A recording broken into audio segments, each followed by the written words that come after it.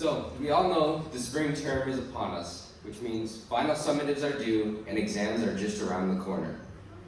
With all this work, it can be easy to dwell on how much work is piled up. But whenever I catch myself dwelling on anything, I think of my grandfather. My grandfather grew up on a small island off of Estonia called Hiiumaa.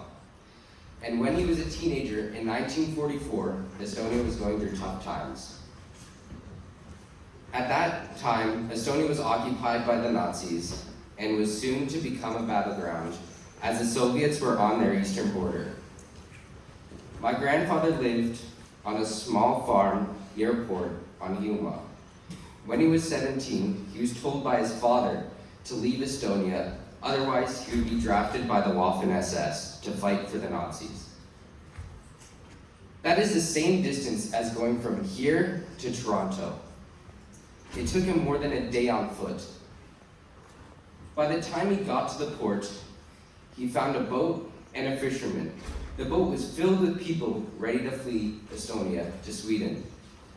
My grandfather begged to get on that boat. He was desperate. Now, after some convincing, he got on the boat, and it seemed like all was done. He was on his way to Sweden, and it seemed like nothing could go wrong. Well, while on their way to Sweden, the engine broke down. Now he's stuck in the middle of the Baltic Sea with a bunch of people he had never met. You may wonder at this point why I'm telling you this story at all. It's because of what my grandfather did after the engine broke down. He did not expect someone else to come and fix the engine for him.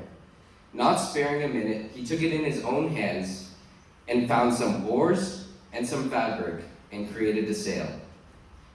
This sail would get the boat safely to an island off of Sweden called Gotland, where the people on the boat